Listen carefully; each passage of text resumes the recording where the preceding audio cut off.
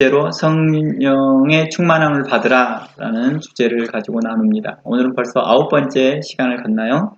9번째 시간을 갔습니다. 성령의 충만을 받으라 라는 말은 다른 말로 이해해보면 성령을 조차 행하라는 의미입니다. 성령의 충만을 받으라는 내용에 대해서 벌써 1강을 통하여서 이 부분을 이야기했죠. 성령의 충만을 받으라는 것은 성령을 사모하라는 의미로 해석되어야 된다고 말을 했죠. 내가 줄 테니 거저 줄 테니 그냥 받아라, 주비만 해라 이렇게 하는 뜻이 아니라 거기에 대해 성령을 사모하라는 의미로 해석되어졌다는 것입니다. 그리고 성령을 사모하는 자는 성령을 조차 행하는 삶으로 나타나야 된다는 것입니다. 이것을 갈라디아에서는 성령을 사모하고 있느냐? 그러면 성령을 조차 행하는 삶으로 나타나야 된다라는 것입니다. 그러겠죠. 그러므로 에베소 5장에서는 성령의 충만을 받으라를 좀 더 정교한 표현으로 한다면, 정교한 언어로 표현한다면 성령을 조차 행하라가 되는 것이죠. 성령을 조차 행하라. 그래서 지금까지 우리가 9번째, 오늘이 9번째 맞나요? 9번째 성령의 충만을 받으라라는 이 내용의 주제는 총 계속해서 9번째까지 성령을 조차 행하라라고 주제를 정하여 하는 것도 맞습니다. 성령을 조차 행하라. 그러나 에베소서의 신학의 관점에서 그냥 성령의 충만을 받으라 라고 말했던 것 뿐입니다. 그러니까 1강에서 이미 설명했습니다. 성령의 충만을 받으라는 것은 성령을 사모하라는 것이고 성령을 사모하는 자는 성령을 조차 행하는 자들이라고 말하고 있습니다. 이것을 계속 성경에서 말을 하면서 4장, 5장은 계속해서 뭘 말하느냐? 성도로서 너희가 부르심을 받았느냐? 인치심을 받았느냐? 그러면 그 성도로서 합당히 행하라. 이 말이었던 것이죠. 그리고 성령을 근심케 하지 말라. 하나님의 성령을 근심케 하는 자는 유익이 없도다. 이 말을 하고 있었던 것이죠. 그러니까 성령이 근심하는 이유와 또 성령께서 우리에 대하여서 그 성도로 합당히 행하라, 성령의 충만을 받으라라고 말을 하였던 이 모든 것들은 바로 성령을 따라 행해야 될 것들을 성도들에게 말을 하고 있다는 것입니다. 성령을 따라 행하지 못하고 있는 성도들에게 이제 성도로서 합당히 행하십시오. 이 말을 계속 반복적으로 다른 언어를 통하여서 표현하고 있다는 것입니다. 오늘 읽었던 6장도 바로 성령을 따라 이렇게 행하라는 것입니다. 이렇게 행하라. 그러니까 지금 에베소 5장에서부터 시작해서 6장으로 넘어오면서도 계속해서 성령을 따라 행하는 자들은 이렇게 행하십시오 라고 말하는 것입니다. 이는 우리에게 이러한 삶을 살아가면서 어떻게 해야 되느냐 라고 했더니 바로 에베소 4장에서 모든 겸손과 온유로 오래 참음으로 사랑 가운데 서로 용납하고 성령이 하나 되신 것을 평안의 힘으로 성령이 하나 되신 걸 힘써 지켜라. 그리고 편안하게 해라 라고 했던 에베소서 4장의 1절, 2절, 3절 내용을 연결을 해주고 있다는 것입니다. 그러니까 에베소 4장의 초반부터 시작된 말이 에베소 5장 중반기에서는 이 말을 뭘로 말을 했느냐? 4장 1절에서는 성도로서 합당히 행하라 라는 말을 5장 중반에서 성령의 충만을 받으라 라고 말했고, 이것을 다른 언어로 표현하지 않다면 성령을 조차 행하라, 갈라디아서 신학이고 갈라디아서 입장을 놓고 이야기하자면 성령을 조차 행하라 라는 것입니다. 그리고 그것에 대해서 합당한 삶이 구체적으로 무엇이냐라는 걸 이야기했던 것을 에베소서는 이야기를 해주고 있다는 거예요. 5장, 4장, 5장, 6장을 이야기해주고 있다는 것입니다. 그러면서 그러한 삶을 살아갈 때 오래 참고 모든 겸손과 온유로 해라. 그리고 서로 용납하고 서로 사랑 가운데 해라. 그리스도께서 너희를 용납한과 같이 너희들도 서로 용납하고 인자하게 행하며 불쌍히 여겨라 라고 말하는 것입니다.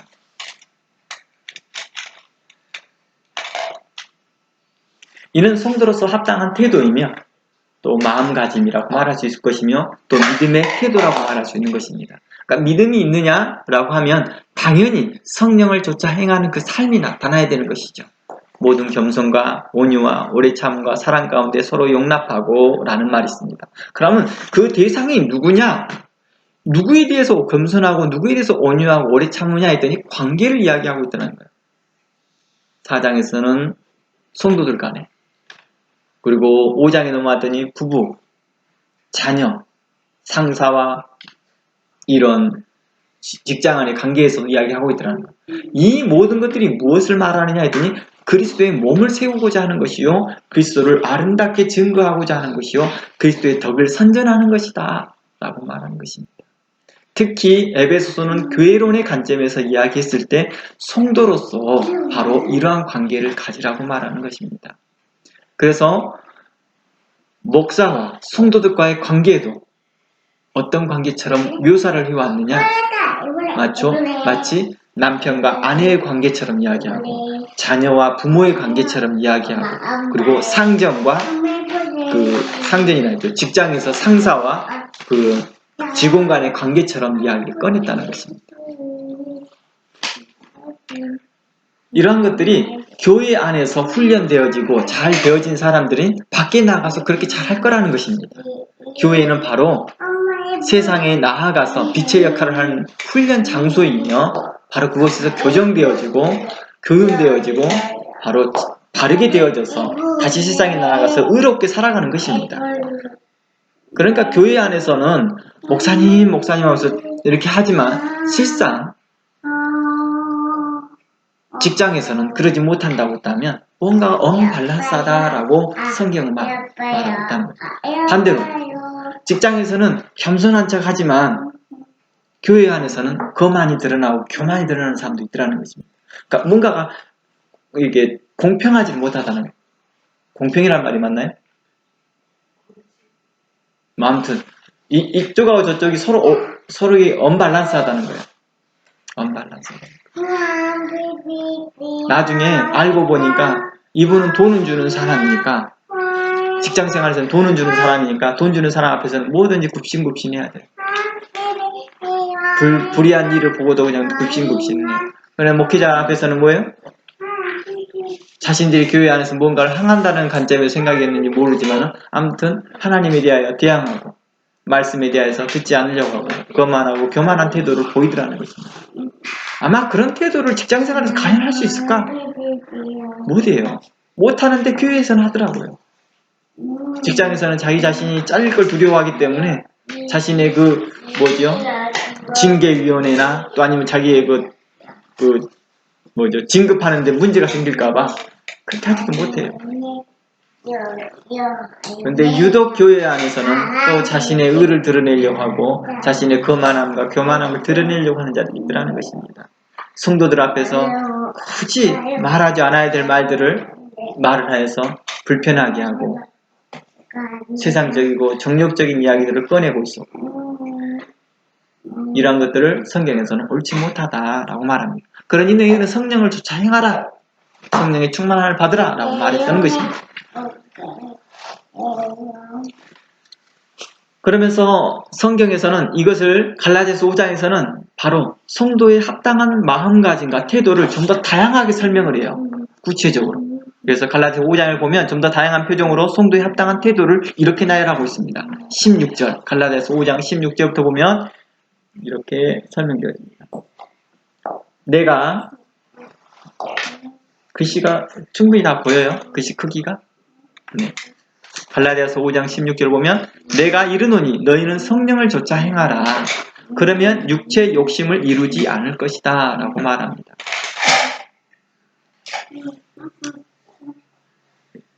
그래서 육체의 욕심이 왜 갑작스레 생깁니까? 내 성격입니까? 내 기질입니까? 라고 물어보면 성경에서 이렇게 말합니다. 너가 성령을 조차 행하지 않기 때문이야 라고 말합니다. 저도 요즘 이렇게 조그만 산밭을 만들어서 이렇게 가꾸고 있고 그러는데요.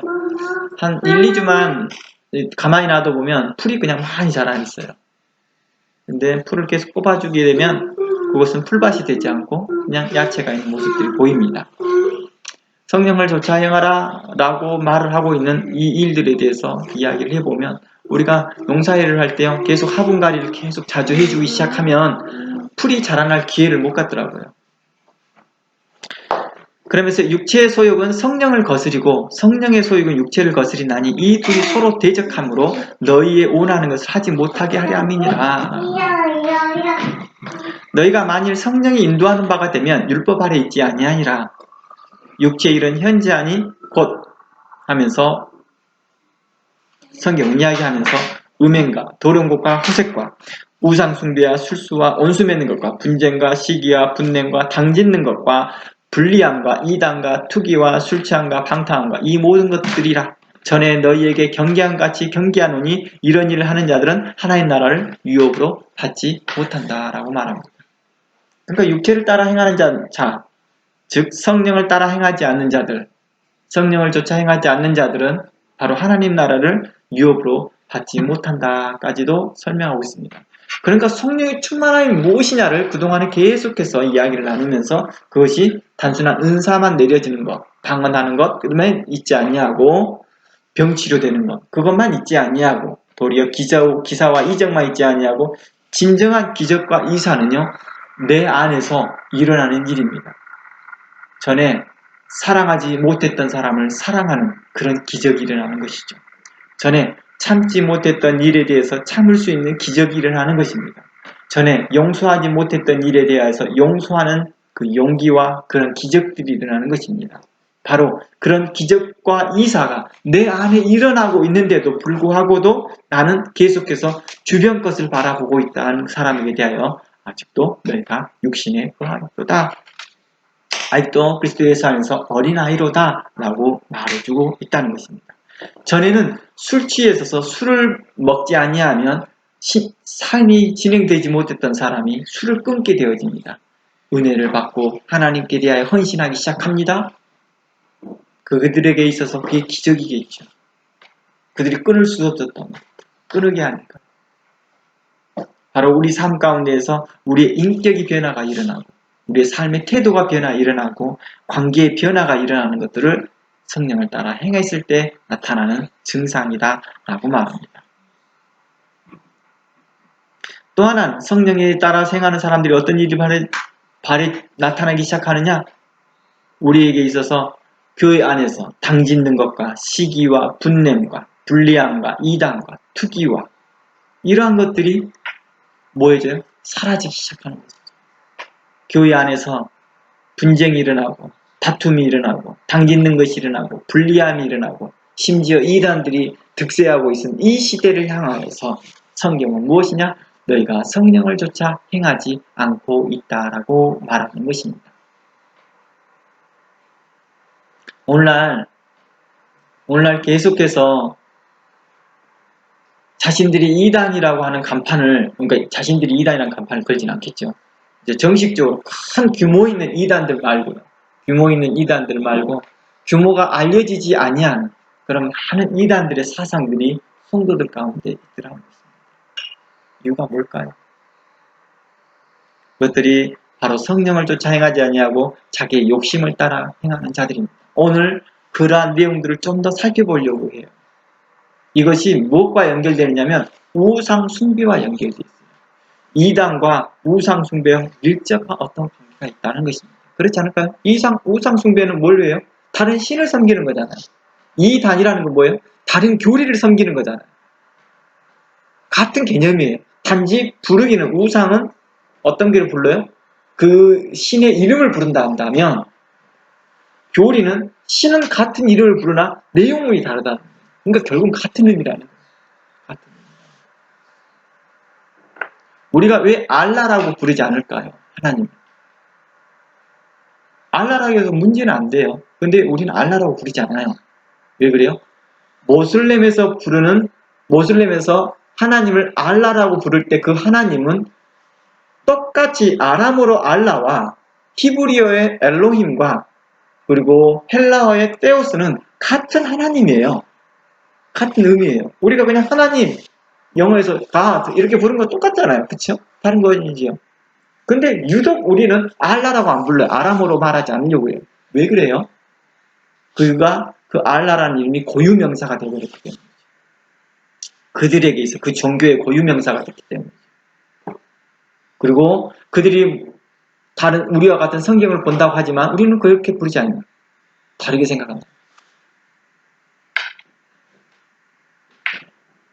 그러니까 이름은 다르게 부른다 할지라도 그들의 교리 내용이 다른 거죠. 그렇죠? 또 이름은 같다 할지라도 교리 내용이 다르기 때문에 우리는 그들을 우상 숭배와 이단을 같이 놓고 이야기할 수밖에 없는 거죠. 바로 이러한 일들이 교회 가운데 일어난다. 이제 점점 이 내용을 통해서 더욱더 자세하게 찾아볼 것 같습니다. 그리고 교회 안에서 투기함이 일어납니다. 방탕함도 일어납니다. 너희에게 경계함까지 경계하노니 이런 일을 행하는 자들은 하나님 나라를 유혹받지 못한다 하여도 계속해서 교회 안에서는 뭐예요? 이런 일들이 일어납니다. 저희 어땠습니까? 우리와 같은 스몰 처치에도 이런 일들이 일어납니다. 교회 규모가 크고 작고의 문제가 아니라는 거예요. 마치 이런 일들은 큰 교회에서만 일어날 것처럼 보이지만 그러지 않더라는 것입니다. 그죠? 자녀 문제가, 부부 문제가 꼭 잘 사는 집에서만 문제가 일어나나요? 드라마 같은 데 보면 이렇게 회장님들이나 그 큰 가족들에서, 부잣집 가정에서만 문제가 일어나는 것처럼 보이잖아요. 근데 안 그러잖아. 너무 가난한 집에서도요, 그런 일이 벌어져요. 똑같아요. 그러므로 우리에게 뭘 하느냐? 의롭지 못한 곳은 다 그러더라는 것입니다. 부자라고 해서 의롭지 못한 것이 아니라, 가난한 자라고 해서 다 의로운 것이 아니라, 가난하다. 부자이든 의로운 사람은 항상 그곳에 있더라는 것입니다. 의로운 자로서 부자로서 살고 의로운 자로서 가난하게 살더라는 것입니다. 이 모든 판단에서 하나님께서 상급이 그에게 있을 것입니다. 그 행하는 바대로 하나님께서는 갚으실 거라고 말합니다. 22절 말씀에 오직 성령의 열매는 사랑과 희락과 화평과 오래 참음과 자비와 양선과 충성과 온유와 절제니 이와 같은 것이 금지할 법이 없느냐. 왜 이런 것을 이야기했어요? 에베소서와 갈라디아서는요, 서로 짝을 맞춰줘야 돼요. 에베소서는 구체적으로 어떤 삶을 이야기했어요. 너 이런 삶을 살아라 라고 말했다면, 갈라디아서는 그런 삶을 살아갈 때 바로 이러한 마음의 태도를 가지고 해라, 이런 마음의 태도, 이런 믿음의 태도를 가지고 해라 라고 하는 말이에요. 무슨 말인지 알겠죠? 그러니까 지금 성도로서 합당히 행할 것을 이야기하면서 모든 겸손과 온유와 오래 참음으로 사랑 가운데 행하라 라는 이 네 가지 말을 했단다면, 갈라디아에서 이것을 더 확장시켰다는 거예요. 더 크게. 그러면서 에베소서는 그 관계 가운데서, 부부관계, 자녀관계, 상사들 관계, 이런 관계 가운데서 이야기할 때 사랑 가운데 행하며 화평하며 오래 참고 자비와 양선과 충성으로 행하며 라고 말하면서 그것을 에베소서는 구체적으로 설명한다는 거예요. 부부는 서로 복종하며 자녀들은 순종하며 상사들 관계에서는 눈가림만 하지 말고 죽게 하듯 하고, 이렇게 설명해주고 있어요. 그 죽게 하듯 하는 마음의 태도가 어떻게 했냐? 오래 참 가운데 하고. 그래서 지난주에 우리 봤을 때 까다로운 상사에게도 뭐야 하라? 복종하라. 바로 이러한 내용들을 우리가 라하코스를 통해서 이미 다뤘기 때문에 더 깊이 다루지 않고 5장, 6장을 그렇게 깊이 다루지 않고 점핑하고 있다는 거예요. 점핑하면서 단지 초점을 성령을 따라 행하는 초점에다만 오늘 놓고 이야기하고 있습니다. 그러니까 성령을 따라 행하는 것, 성령을 쫓아 행하는 삶은 계속해서 말하는 것이 에베소 4장부터 6장 전체를 6장까지 전체를 이야기, 4, 5, 6장이 전체를 이야기하고 있는 것입니다. 바로 이제 이 관점에서 이제 갈라디아서 5장을 오늘은 좀 더 자세하게 살펴보려고 합니다. 갈라디아서 5장 19절부터 다시 한번 살펴보고자 합니다. 갈라디아서 5장 16절부터 이제 봤지만, 16절에 너희는 성령을 쫓아 행하라 이렇게 나와 있잖아요.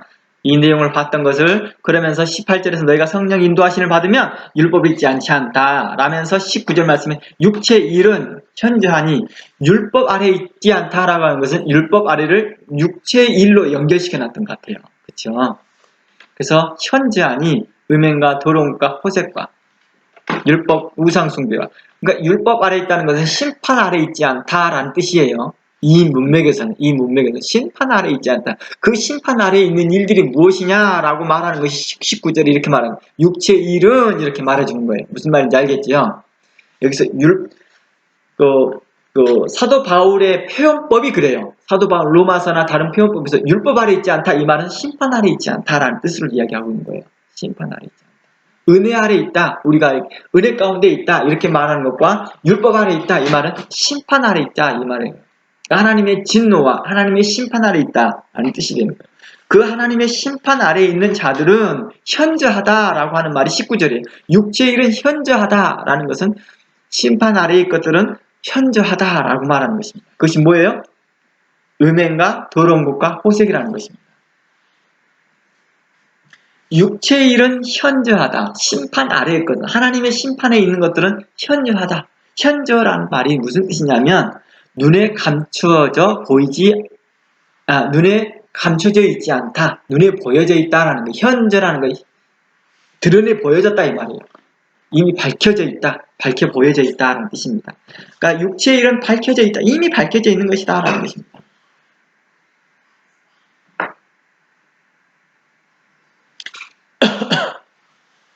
지금 코로나를 우리가 잠식시키지 못한 이유가 뭐예요? 눈에 잘 안 보일 뿐만 아니라 두 번째는 뭐예요? 그에 대한 것을 다 파악하지 못해서 있잖아요. 그렇죠. 다른 전염병들은 그래도 보이지는 않지만 그것이 파악이 되어질 때부터는 그것을 쉽게 투약을 해서 고치잖아요. 그러니까 눈에 보이지 않다라는 의미보다는 어떻게 해요? 밝혀지지 않았다라는 현저하다는 걸 밝혀졌다는 뜻으로 봐야 돼요. 눈에 보인다 안 보인다는 개념보다는 밝혀졌느냐 안 밝혀졌느냐 이것입니다. 그런데 밝혀졌다는 거예요. 밝혀졌다. 이게 무엇인지를 밝혀졌다라는 뜻입니다. 무슨 말인지 알겠죠? 현저하다라는 것은 원래 눈에 보이다라는 뜻이거든요. 그런데 이것을 좀 더 성경에 좀 더 근접한 관계에서 이야기하려고 한다면 밝혀졌다라는 것입니다. 심판 아래의 것은 이미 밝혀졌다. 그러니 이러한 죄는 이미 밝혀지기 때문에 우리가 대항할 수 있다는 거예요. 그렇죠. 밝혀졌기 때문에 대항할 수 있다는 거예요. 코로나는 어느 정도 지금 대항할 수 있는 방법을 찾아냈거든요. 그래서 이 약도 투약하고 저 약도 투약하고 있거든요. 그러니까 치료된 자가 나타나고 있잖아요. 대항할 수 있고 막을 수 있으며 어느 때는 그것들이 보여졌기 때문에 때론 피하기도 한다는 것입니다. 우리가 지금 코로나 바이러스 같은 경우 어떻게 우리 피하고 있잖아요. 이것을 알기 때문에 가까이 안 하려고 해요. 멀리 치워. 어떤 것들은 피해야 되고요. 어떤 것들은 대항해야 되고 어떤 것은 막아야 되는 것이 있다는 것입니다. 이것을 에베소서 6장에서는 뭐를 말해서 전신 갑주를 입으라라고 했던 거예요. 그것을 위해서 막고 피하고 어느 때는 대항하기 위해서 전신 갑주를 입으라고 했던 것입니다. 그러니까 갈라디아서와 에베소서는 서로 간에 짝을 이루어서 말씀할 수밖에 없다는 거예요. 그래서 저 같은 경우는 성경 강의할 때 에베소서를 강의하고 난 후에 꼭 갈라디아서를 함께 강의를 해주는 것이죠. 분리될 수가 없으니까. 물론 모든 성경이 분리될 수가 없지요. 그런 관점에서 저는 더욱더 에베소서와 갈라디아서는 같은 맥락에서 설명하는 게 훨씬 더 우리에게 easy to understand라는 관점에서 설명했습니다. 그래서 육체의 일은 현저하다. 심판 아래의 것들은 현재 눈에 보여졌다. 하나님 나라에 상속받지 못할 일들은 눈에 보여졌다. 밝혀 보여졌다. 이 말이 되겠죠? 하나님 나라를 상속받지 못할 것들은 이미 밝혀졌는데 곧 음행과 더러운 것과 호색이다 라고 말합니다. 물론 밑에 더 내려와 있지만 제가 끊어서 분리해서 해가겠습니다. 음행과 더러운 것과 호색 이 세 가지는 어떤 거에 공통점이 있습니까? 이 성적인 타락을 이야기하고 있어요. 성적인 죄악이라는 무엇보다 하나님의 성전인 몸을 더럽히는 행위다라고 말합니다. 고린도전서나 보면 하나님의 성전이 우리 바디를 더럽히는 일이다. 이런 죄악들은 성경은 사람의 성적인 죄악이 자기 몸에 대한 범죄라고도 말합니다. 이것을 다른 말로 자살과 같은 개념과 표현돼요. 자살도 자기를 죽이는 거잖아요. 근데 고린도전서를 봐보면 이 내용이 고린도전서 6장 같은 보면 6장 18절 같은 데 보면 뭐래요? 이 음행하는 자들이 자기 몸을 더럽히는 것 같다고 말해요. 그래서 하나님과 합하는 자, 하나님의 성령과 합하는 자는 하나님과 한몸 되어 성령과 하나 되어지지만 창기와 합하는 자는 그와 한몸 됩니다 라고 말합니다. 그러니까 에베소서에서는 누구와 누가 한몸 된다고 말을 나와요? 이 한몸 된다면요? 바로 부부가 연합하여서 한몸 된다고 말했던 말을 누구로 연결돼요? 이것이 비밀이로다. 이게 비밀인데 그리스도와 성도가 한 몸 됐다라고 말하고 있습니다. 이것을 고린도전서에서는 그렇게 한 몸 된 자가 또다시 창교합하게 된다면 너는 그 한 몸이 되는 거야. 이는 배반이야, 배신이야, 죄야, 하나님 나라를 유업받지 못해 라고 말하고 있는 것입니다.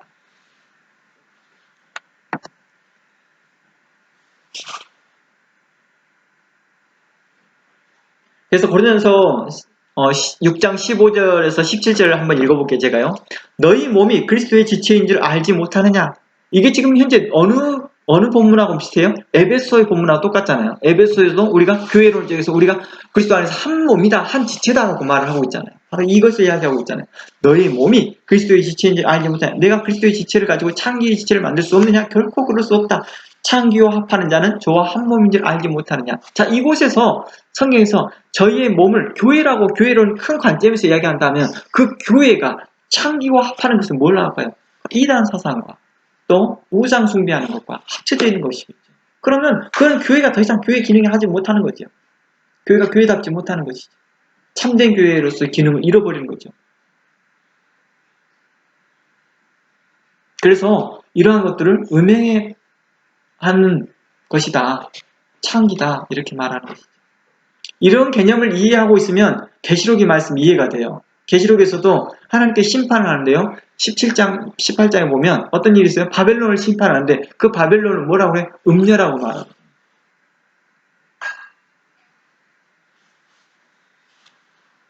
그러니까 이 음녀라고 말하고 있는 그 창기와 같다라고 이렇게 말하는 것은 바로 하나님의 교리에 떠나 있는 자들을 이야기하고 있는 것이죠.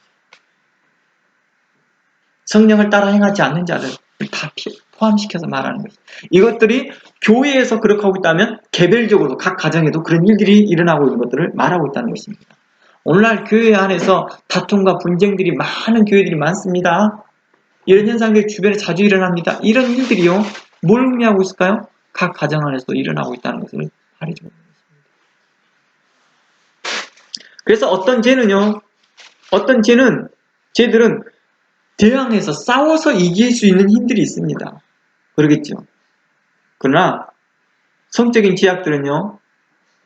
또 이런 제약, 이와 비슷한 제의들은요. 피해야만이 이길 수 있다라고 성경은 이야기하고 있습니다. 고린도전서 6장 18절 한번 봐보면요. 음행을 피하라라고 말합니다. 그래서 어떤 주석가는 이 본문을 기준으로 해서 이렇게 말을 합니다. 어떤 죄들은 우리가 싸워서 이길 수 있으나 이러한 성적인 제약들은 피해야만 이긴다. 이 말을 어디에서 연결할 수 있어요? 그의 건강이 있지 않은 것이다. 우리가 지금 에베소 강의하면서 뭐가 있습니까? 떠나라. 이 말이죠. 떠나라. 뒤돌아서라. 우리가 이런 말씀들을 가졌죠. 꼭 음행이라는 의미가 성적인 어떤 타락만을 포함해서만 있지 않고 그걸 포함한 다른 것들도 있습니다. 디모데후서의 말씀에 이러한 자들이 나타나는데 경건의 모양이 있으나 경건의 능력을 부인하며 부모를 거역하며 또 어떤 자들이 나타납니까? 거만하며 교만하며 떠들어대며 여기저기 소문내고 다니는 그런 자들에 대해서 너희는 뭐하라? 뒤돌아서라. 피하라는 뜻이죠. 그래서 상황에 따라서 어떤 죄들은 대항해야 되고 어떤 죄들은 피해야 됩니다. 모든 성적인 죄가 다 피해야만 되는 것이냐? 그냥 어떤 건 대항을 해야 되는 것도 있죠. 그렇죠. 어떤 지혜로운 아내들은 이렇게 하죠. 남편이 바람 피고 있으면요. 그 남편의 그런 문제들을 해결하기 위해서 직접 자신이 나서서 상대의 여인에게 가서 뭐합니까? 대항을 하잖아요. 그렇죠. 피하는 것이 상책이 아니니까. 그리고 그 남성은 어떻게 해요? 그 일을 피할 수 있도록 노력을 해야 되겠죠. 요셉이라는 사람은 어땠습니까? 이와 같은 죄에서 이길 때 어떻겠습니까? 그 자리를 피해버립니다. 피하는 게 상책이니까. 우리에게도 가장 쉬운 방법이 가장 효과적인 방법은 피하는 방법입니다. 우리가 자녀들에게 왜 타블렛이나 이런 노트북을 안 주려고 그래요? 피하게 하고자 하는 거예요. 쉽게 유혹을 당하니까. 피하게 하고자 합니다. 성경은 음행하는 자를 가리켜 뭐라 하냐? 소가 이거 소 있잖아요. 소가 그 자기 죽으러 가는 것과 같고 자기 스스로 목숨을 끊으려고 하는 것과 같다라고 말을 합니다. 성경에서. 이제 두 번째 내용 가봅니다. 바로 어떤 죄가 또 나옵니까? 20절. 우상 숭배와 술수와 뭐가 있습니까?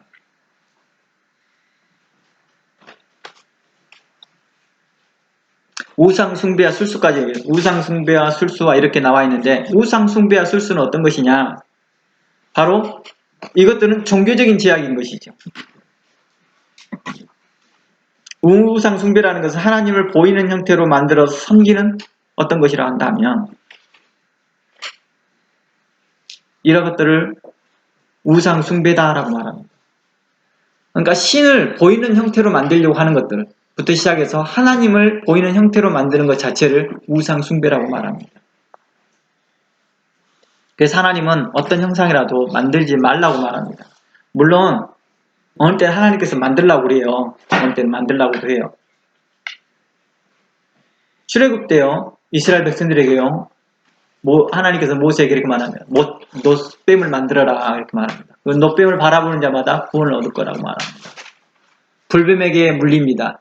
불뱀에게 물렸던 사람들이 고통 가운데 있을 때요. 노뱀을 만들어서 그 뱀을 보는 자들마다 구원을 얻을 거라고 말합니다. 그래서 그것을 기초로 해서요. 오늘날 많은 의학이나 이런 데 보면 다 그 문장이 다 뱀을 해놓은 이유가 바로 그거예요. 바로 노뱀을 만드는 거예요. 처음에는 이해를 못했어요. 왜 의료 쪽 있는 데마다 다 뱀을 해놨을까? 이렇게 말을 했는데 이방적인 건가? 이렇게 생각했는데 바로 여호와 라파, 치료하신 하나님이라는 개념에서 서양에서부터 쓰이다 보니까 아마 전 세계적으로 쓰인 것 같습니다. 그런데 이 노뱀을 만들어 장대에 쳐다보는 사람마다 놔둔다고 했으나 나중에는 이게 어느 때까지 와요? 이게 출애굽이 끝났으면 한 번의 이벤트였는데 그게 어떻게 해요? 계속해서 노뱀이 소장되어 왔던 거예요. 계속해서 소장되어 온 거예요. 출애굽 하는 내내 그걸 가지고 다녔고 사람들은 소장했고 거기서 치료 효과를 보려고 했었고 가나안 땅에 입성했는데도 그걸 가지고 갔던 거예요. 그 증거가 어디 있느냐? 열왕기 하를 보면 열왕기 상도 아니고 열왕기 하를 보면 열왕기 상과 하는 무슨 차이가 있는지 알겠죠? 열왕기 상은 다윗까지 나타난다면 사울, 다윗이 나타난다면 열왕기 하는 그 이후의 왕들이 막 드러나는 거잖아요.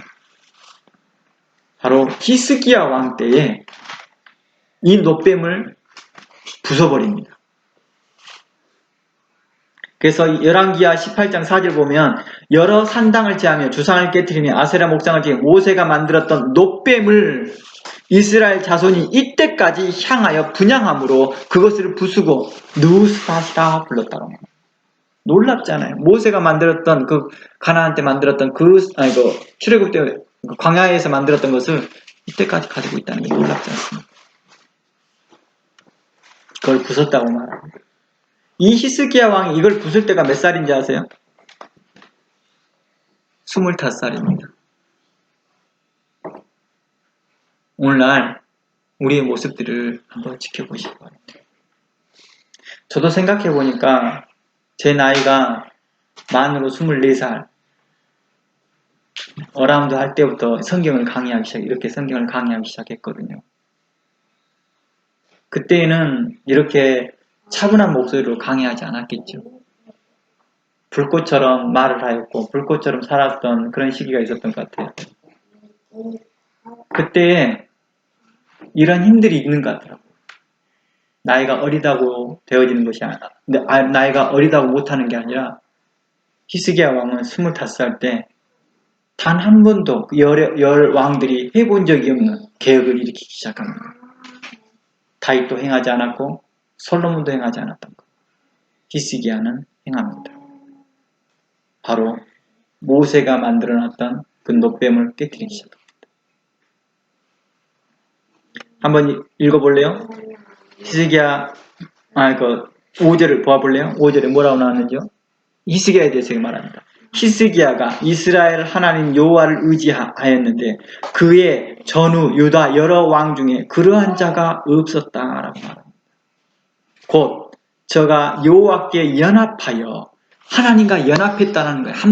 하나 되었다는 거예요. 이 말은 뭐예요? 그 신약의 개념에서 에베소의 관점에서 주와 합한 자라는 거예요. 주와 합한 자. 고린도전서에서도 말하는 성령과 합한 자라는 거예요. 창기와 합하였다라는 개념과 반대되는 의미죠. 여호와께 연합하고 떠나지 아니하고 여호와께서 모세에게 명하신 계명을 지켰더라. 모세에게 준 계명을 지켰다라는 것과 율법 아래에 있다는 말은 다른 말입니다. 무슨 말인지 알겠죠? 사도 바울이 종종 율법 아래에 있다라고 말하는 그 말은 하나님의 말씀에 계명 아래에 있다는 뜻이 아니라 심판 아래에 있다는 뜻으로 이해해야 됩니다.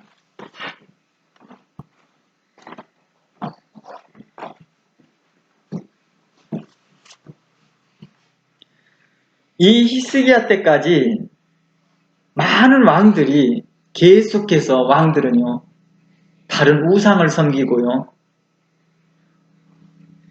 다른 이름들을 정하고 있다는 것입니다.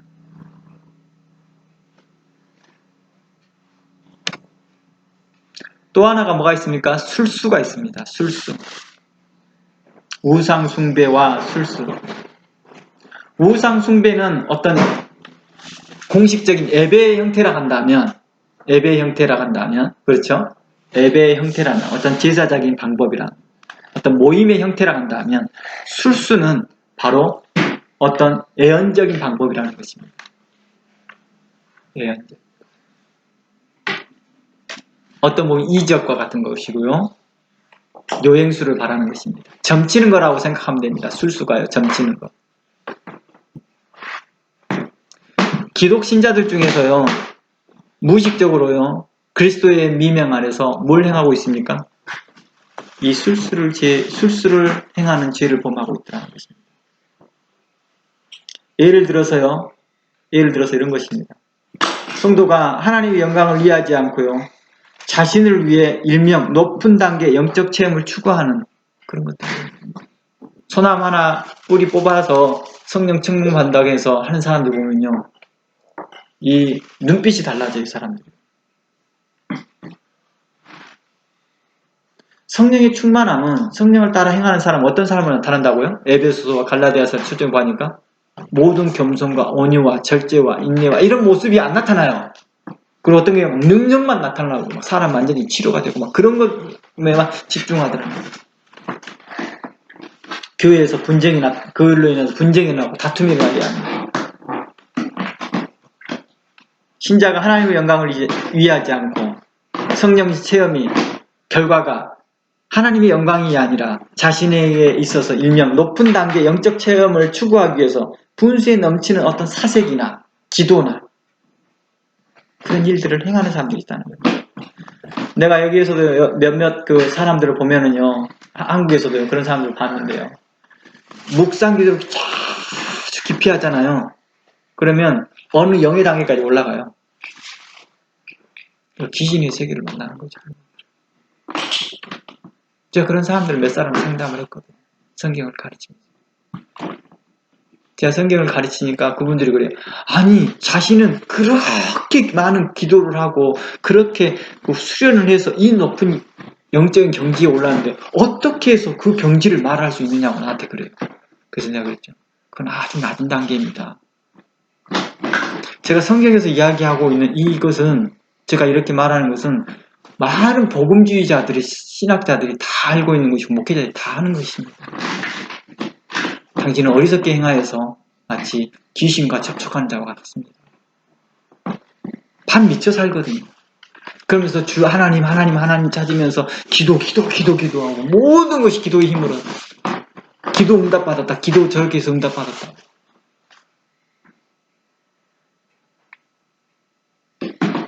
제가 그래서 기도 많이 한다는 사람들이나 이런 사람들에 대해서 제가 그렇게 해요. 제가 기도 안 해본 적이 아닙니다. 저도 당신만큼 만큼의 그 이상에는 못하다 할지라도 당신이 준한 만큼은 했습니다. 당신이 금식할 때 저도 금식했습니다. 금식을 어느 정도 했냐? 밥 먹듯이 했습니다.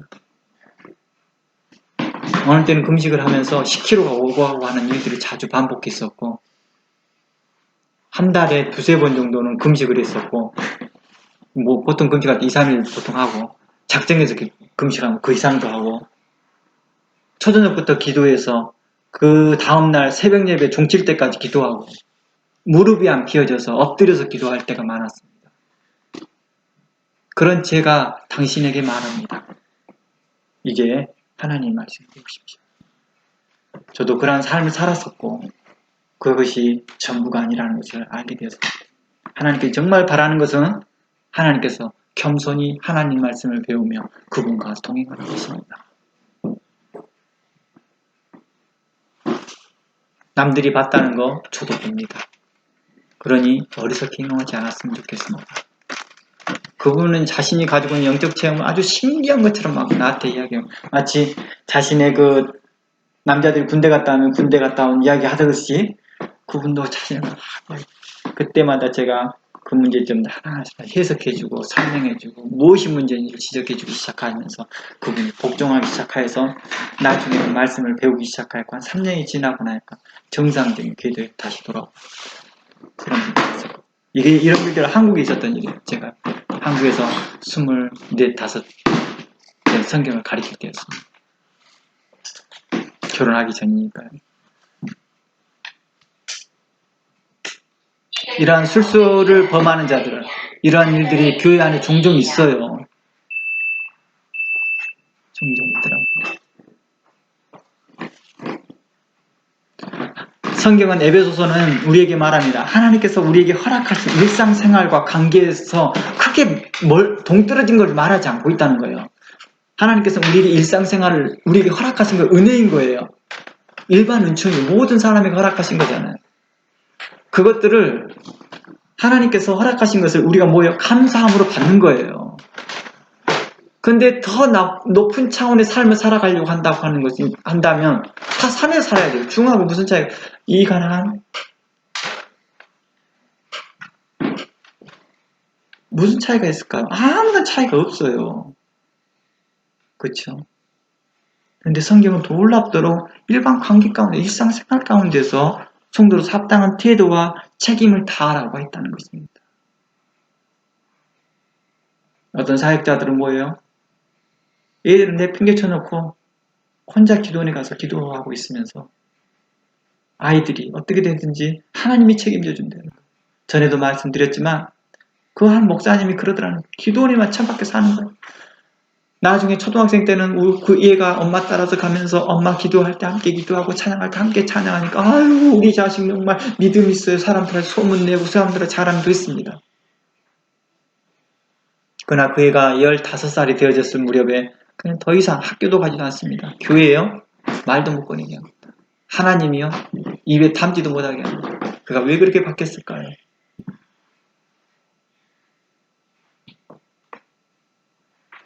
이게 바로 이 모습을 내가 성경을 강의하면서 참으로 안타까운 일들이라는 것이죠. 목사로서, 목회자로서 이러한 일들을 행하고 있는 이들을 보면서 그러니 이런 것들을 좋다라고 따라가는 사람들 이런 사람들에 대해서 하나님을 기뻐하지 않더라는 것입니다. 제가 한국에서 섬겼던 교회 안에서 한 전도사가 그러고 있어서 내가 그분에 대해서 무언가를 설명하려고 했으나 듣지 않으려고 귀를 딱 차단해요. 자기는 성경을 너무너무 많이 읽는데요. 성경을 엄청나게 읽는데 매일같이 읽는데요. 기도도 날마다 하고 그런 사람들을 돌이켜보면 위험하더라고요. 읽으면 뭐하냐고 깨닫지를 못해요. 그러니까 영적인 어떤 높은 차원이라 생각하지만 결국 그게 귀신의 세계예요. 성경은 결코 그렇게 말하지 않거든요. 아니 그러려고 했으면 예수님께서 뭐하러 우리에게 일일이 교훈하고 가르치고 설명하고 이걸 글로 써서 놔두놨겠냐고요. 그렇잖아. 열심히 기도하고 수양하라고 했겠지.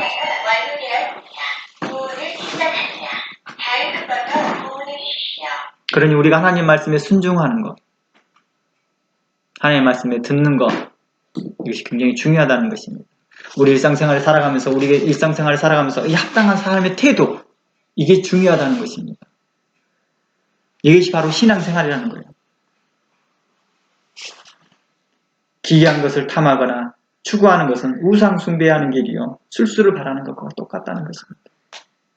그러나 우리는 이미 알려진 하나님의 말씀에 순종하는 것이며, 그 순종하는 것이 기적이며 이적이라는 것입니다. 하나님 말씀에 순종할 수 있는 것이 기적이고 이적이라는 것입니다. 그러니 우리에게 바깥으로 보여지는 그 기적과 이적보다 더 나은 것이 하나님의 말씀에 순종하는 것입니다.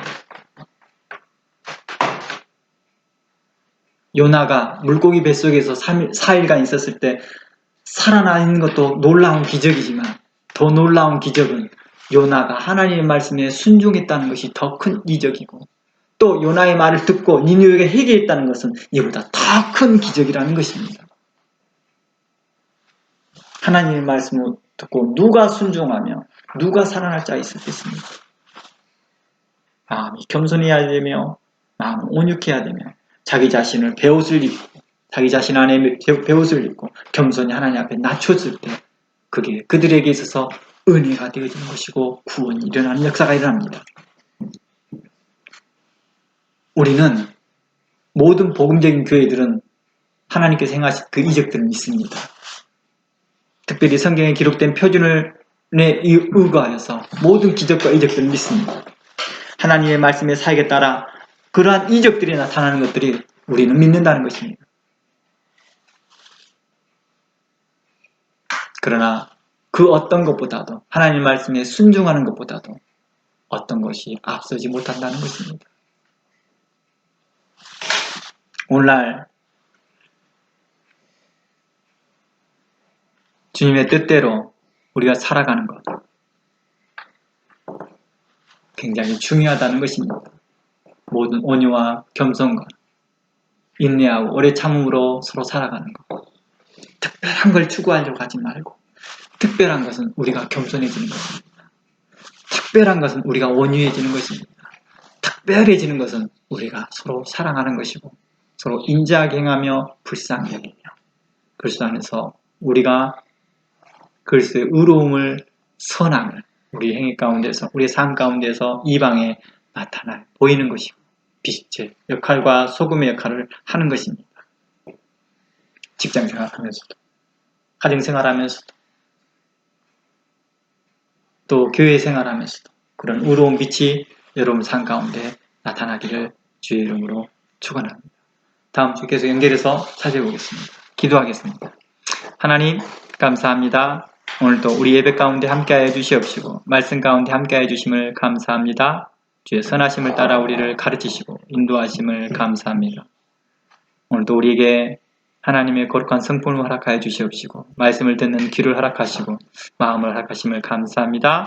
성령의 충만함으로 함께하여 주시옵소서. 우리에게 맡겨진 자녀들을 의로움과 지혜로움과 공의로움으로 자녀를 잘 가르칠 수 있도록 도와주시옵시고, 부모로서 합당히 행할 수 있도록 모든 겸손과 온유와 절제와 인내와 오래 참음과 충성과 하나님의 사랑으로 자녀들을 잘 양육할 수 있도록 도와